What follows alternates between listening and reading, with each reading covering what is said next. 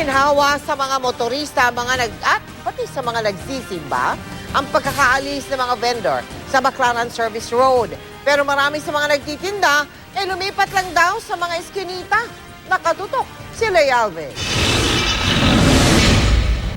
Ganito ang itsura ng Baclaran Service Road sa Rojas Boulevard noon.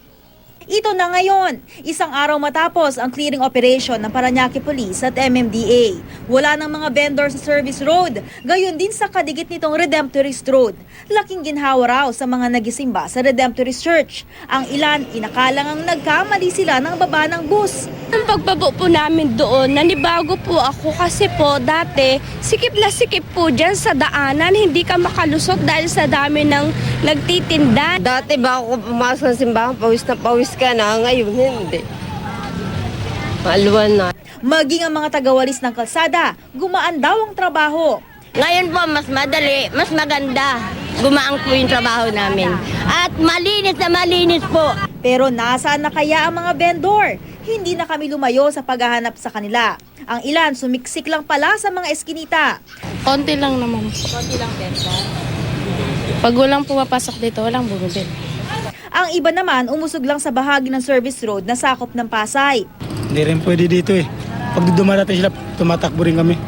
Susunod daw na pupuntiryahin ng Parañaque Police ang mga eskinita. Nakikipag-ugnayan na rin daw ang pamahalaang lungsod ng Parañaque sa Pasay. Imumungkahing linisin na rin ito ang bahagi nila ng service road na para talaga dapat sa mga sasakyan. Kanina, nagbantay ang mga pulis at MMDA para tiyaking hindi babalik ang mga vendor.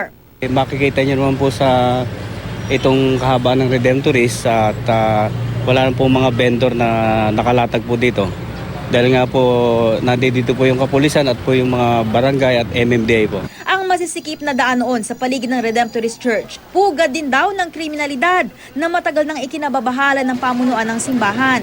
Pati raw mga pari, binibiktima ng mga holdupper at mandurukot. May security guard din daw sila na napatay. Nitong nakaraang linggo lamang, may bisita kami na isang pari galing Thailand at pupunta lamang siya sa LRT.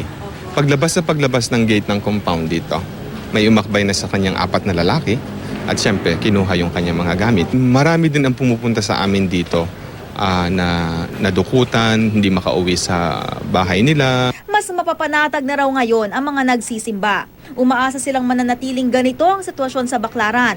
At sana raw ay tuparin ng pamunuan ng Parañaque ang sinabi nitong paiigtingin ang police visibility sa paligid.